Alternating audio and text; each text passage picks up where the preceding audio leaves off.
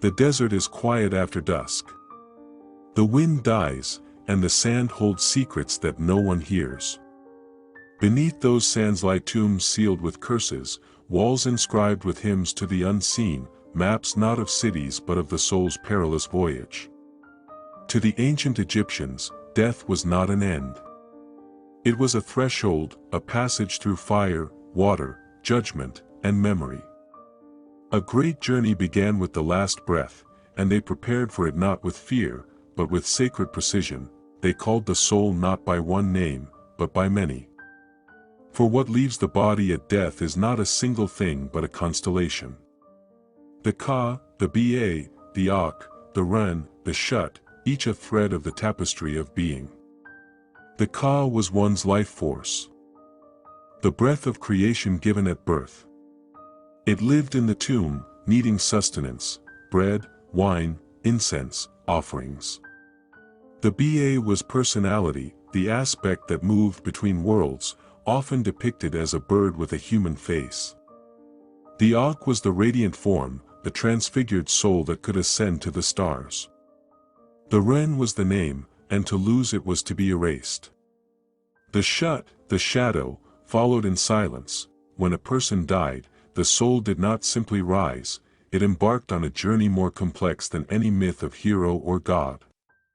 This journey was not automatic. It was earned.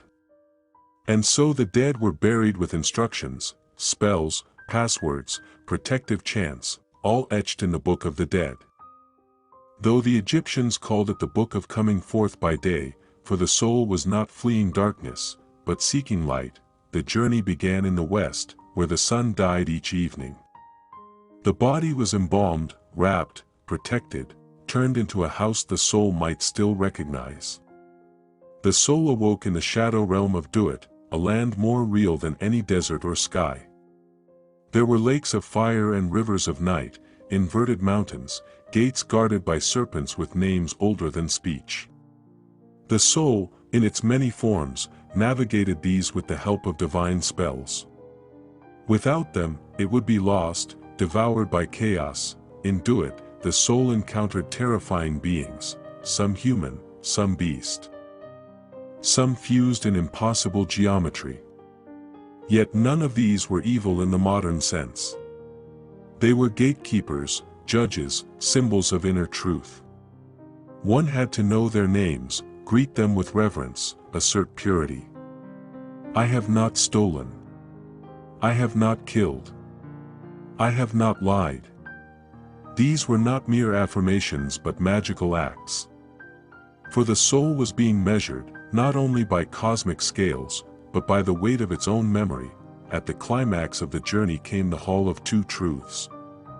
Here, the heart, the seat of consciousness, not the brain, was placed upon a scale and weighed against the feather of Ma'at, goddess of truth, balance, cosmic harmony. If the heart was lighter than the feather, the soul was justified and could pass on. If heavier, it was fed to Ammit, the devourer, a chimera with the head of a crocodile, the body of a lion, the hindquarters of a hippopotamus. The soul would not be tortured for eternity, it would be erased. Annihilation, not torment, was the ultimate punishment, but for the justified, another phase began. The soul could become an Ak, a shining one. It could dwell among the stars, sail the solar bark with Ra, the sun god, across the heavens.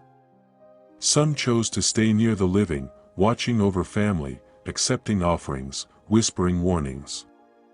Others became one with Osiris, the god who had himself died, dismembered, resurrected. Through Osiris, the soul did not just survive, it transformed. The afterlife was not static.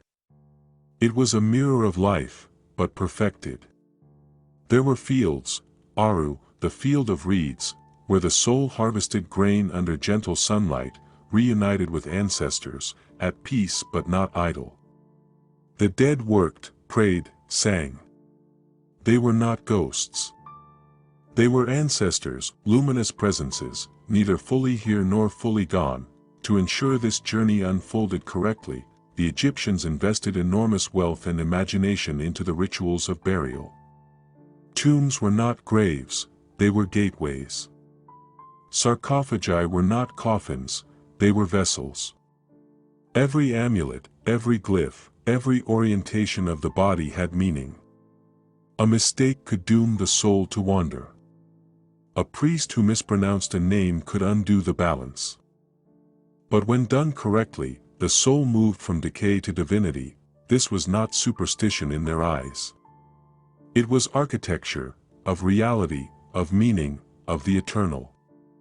Their gods were not aloof tyrants but cosmic principles, Ra, the burning eye of consciousness, Thoth, the scribe of all thoughts, Isis, the weaver of memory and love, Anubis, the guide through transition. The soul was not judged by arbitrary rules but by its alignment with Ma'at, an order that echoed through stars, seasons, breath. Modern scholars sometimes call it a cult of death. But to live among the Egyptians was to see death not as darkness, but as initiation. They did not deny its fear, but they refused its finality. They imagined a universe in which everything belonged, even the end. Death was not a descent, it was a return, a rejoining with the undying rhythm that pulses through all things, and perhaps they were right. For their civilization, obsessed with eternity, still speaks. Their pyramids endure. Their mummies lie intact. Their names, so ancient they seem to come from dreams, still rise in our mouths. And somewhere in the invisible air, perhaps, the ba of a long-dead scribe still flies, watching, remembering, waiting to come forth by day.